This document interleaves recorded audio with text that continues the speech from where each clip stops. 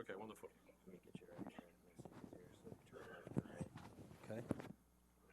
All right. Wow, this is tall. Yeah, you're taller than I am. All right. Good morning. My name is Ned Chase. I am the Deputy Program Manager for FARA CP, which is the Army's Future Attack Rotorcraft program. The CP stands for Competitive Prototype. So at some point in time, we'll deliver what we develop in the way of prototypes over to an acquisition, a full-up acquisition program that will continue on through the Engineering and Manufacturing Directorate. Bottom line here is that I'll offer you a very decisive customer perspective on what it is that we're trying to do here, because we are very much a user of this type of process and this type of design language. I myself am a platform kind of guy, so the cyber physical security part of this is certainly not my area of expertise. But I did have a chance to obtain some significant familiarity with this as a part of the Joint Multi-Role Technology Demonstrator Program. And at that point in time, at the inception of Future Vertical Lift, it was our objective to try to look at the constraints and the barriers, either in performance or in computing, that would prevent us from developing an efficient next generation platform for Future Vertical Lift. So the work that we've done is translated pretty well, and in fact, for those of you who may be familiar, the Future Vertical Lift now has 4 specific lines of effort. One is air-launched effects, one is the Future Attack Rotorcraft, reconnaissance rotorcraft, the other is a long-range assault aircraft, and the bottom one, and probably the most foundational of all of those, is MOSA, which is a modular open systems approach to how we go about populating the vehicle with the mission systems required to go about actually doing the mission. So with that, the bottom line here is that we have significant experience out there in industry, not just within the Army, but also across the industry, that identifies cost as being a major factor and the development time being a major factor in our ability to implement capability in our cyber physical systems. So the bottom line here is there's a gap. And part of the gap is being able to understand what the causes are that are driving this cost and how we go about fixing those drivers so that we're able to do this much more efficiently. So as a part of the Joint Multi-Role Technology Demonstrator Program, one of our objectives was to go through and start to demonstrate these cyber physical capabilities using different modeling techniques, different processes, virtual integration processes, and different design languages to be able to make these types of modeling events occur so that we can project and have more confidence in the overall cost and schedule that we've allocated for these kinds of systems. Comanche was one of the very first, and of course Comanche had a very aggressive set of performance desirements, but at the same time we had a very capable and realistic vision of what we thought some of these cyber physical systems would allow us to be able to do. The problem was we didn't have any kind of tools to get us going and to understand how we integrate some of these systems together as we moved along. So what we learned in Comanche, every time we went back to the well to do a demo between the aircraft and the systems themselves, we put all the components together. We had very significant rework that was required, and in fact, the rework on some of those in some of those activities was upwards of 50 to 75%. You can imagine in trying to recover from the cost and the time that it takes to start to implement solutions for these kind of things. Bottom line is there was a concern that the way we were using up money to try to solve some of these problems, and granted they weren't all on the cyber physical side, some of them were actually in the vehicle itself, but we were looking at upwards of 40% of our entire budget to address Comanche. And it's not just Comanche. I mean, there's other programs, and history has borne this to be true, that the further you go along and the more aggressive your vision is with the software control of your systems and the capability that it brings, the growth of lines of code and subsequently the costs have become exponential. And as Dr. Filer was suggesting, Savvy has been involved in this and studied this to a great detail. And the longer you go, the expectation is that your cost, your relative cost of software and system development is up to 88% if you project out at the same rate of growth.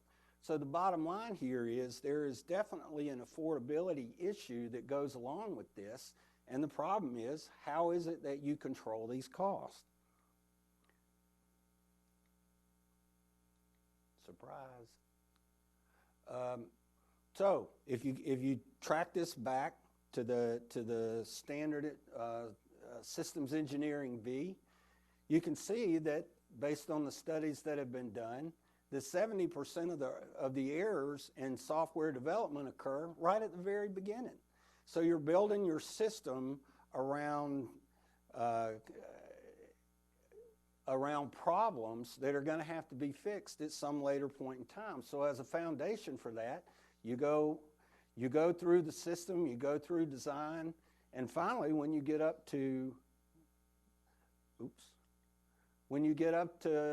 actually developing and integrating these systems together on a platform, what started as a significant problem with regards to embedded errors translates itself to anywhere from 300 to 1,000% increase in cost just to be able to fix them.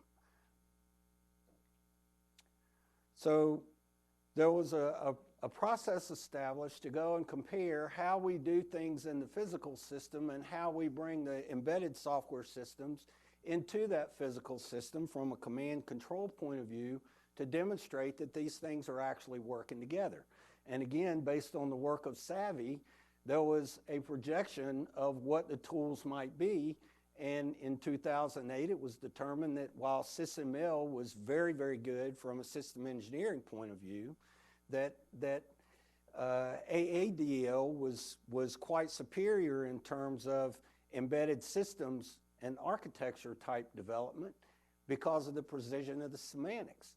And so if you look at all these things together, you can go back and you can begin to work down the development side of the V, but be able to demonstrate every stage of the way, to validate the different pieces of the software that you're building and the different integration steps. And at some point in time, when you get to the other side and you're starting to actually integrate as a system and then to deploy, you've reduced your costs significantly because you've reduced costs through early discovery. And that comes as a result of continuous evaluation and test using both the physical as well as the cyber pieces of your system. Now, for a vehicle guy like myself, this is very much analogous to what we do when we're developing and designing an aircraft. You make a change in the number of blades, it affects the vibrations in the aircraft, it affects the weight, it also affects the implementation of power and how you might choose to use it with the engine and the transmission. Bottom line is you can go through with the models that exist and you can trace the impact of one change in one system to a change on the overall platform, and it gives you that trade space to be able to balance your costs and your performance and the time it takes to do these certain things. Very similarly with virtual integrated software systems and using AADL as a part of the model, what it allows you to do is look at the different domains of the software and how you bring those things together so that you're able to conduct similar type trades. So when you put these together in the same architectural model, it gives you the latitude to exercise the trade space. Let's see if this one builds. Yep, surprise. So as you go through these things, you get a chance to see that if you make a change in one part of the code or one specific component or how you manage a particular domain, you're able to see how those changes in that particular domain may translate to other parts of the cyber system as a whole, and you're able to see how your architecture as a whole needs to be evolved to accommodate and give you the performance that you desire right up front. Bottom line is you want to be able to get to a point where you have an automated build system that'll give you even more quick and lower cost integration.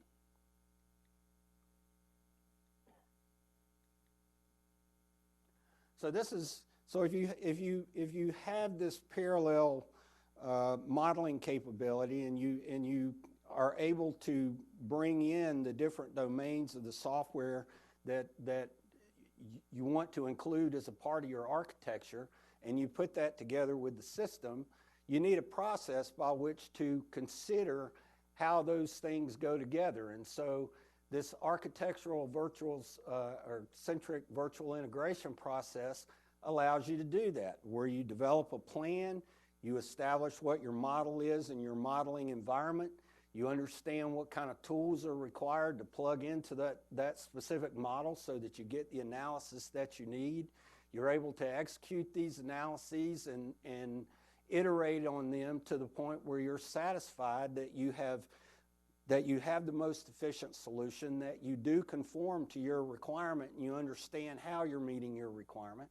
And then you can support the certification and readiness process that's critical, especially in an aviation environment. So the bottom line here, it gives you the incremental ability to do this. And this has been absolutely critical from a JMRTD perspective to be able to prove these things and demonstrate this as we go along. And it's going to be extremely important because we've got an entire family of systems that's counting on this being able to work, and that these demonstrations are representative of the kind of environment that we're going to see in our next generation aircraft. AADL doesn't supplant anything. It is a piece of the overall solution set here. So you can use your same models, you can use them in the same way that you always have. You're enabled by a language that, with the semantics required, to be able to allow you to precisely describe exactly what you want to do, the timing of when you want to do it, and the exact control outcome that you want to get from that tool. Now, we've demonstrated this in several different occasions. One was through the CH-47. We were able to avoid a significant delay because we were able to address integration issues up front before we actually installed and went to test with the system. Likewise, on the DARPA, with some of their automated Little Bird kind of work, they were able to enforce their security policies such that they were able to avoid a security intrusion by a red team on an unmanned autonomous vehicle. And then finally, with regards to the JMRTD, we've been using, we've supported the development of the ACFIP processes and the AADL using industry feedback and trying to develop these systems that will allow us to achieve significant reduction in integration and testing. We've done that through a series of crawl, walk, run type demonstrations, starting with the JCA demo and our original ACFIP kind of work. So we started with a single component. We wanted to describe it as an open systems architecture. We wanted to be able to model, to prove to ourselves not only that we understood how to model it, but that we got what we wanted and what we asked for in the way of a product. So we proved that we could do that as a part of our JCA demo. We expanded the scope of that beyond a component to a more involved kind of process, to where we took several components and put them together. And we were able to do that a significant job in terms of being able to model and define our systems in such a way that we knew how to describe an open system architecture. We knew what we were looking at when we got one, and that we had the opportunity to iteratively develop these things as we went along. So out of all this came some significant lessons learned.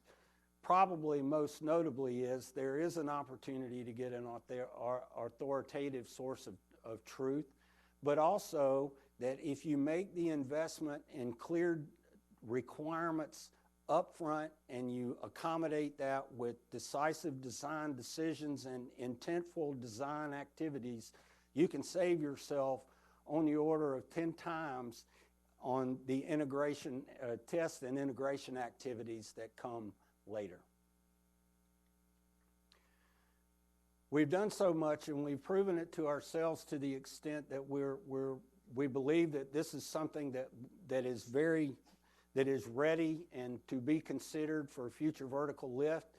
We're going to put we're looking at how we go about describing things in a model-based specification, how we go about applying SysML in a way to establishing system-level requirements and analysis, and then leveraging with ACVIP and AADL to supplant and to support our embedded system modeling and analysis in order to get to resolve significant integration issues.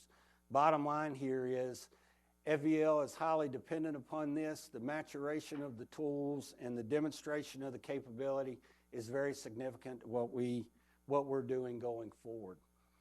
So the bottom line here is there is a significant intent on our part to have a fully cooperative cyber-physical system within its own design. We think we understand what is required to deliver that type of system.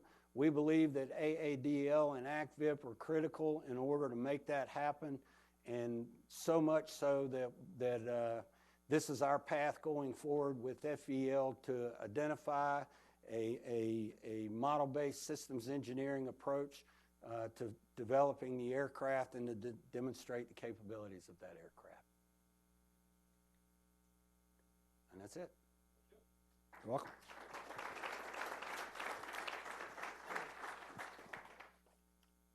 So again, we'll have time for one quick question because we're a little bit lagging in terms of schedule.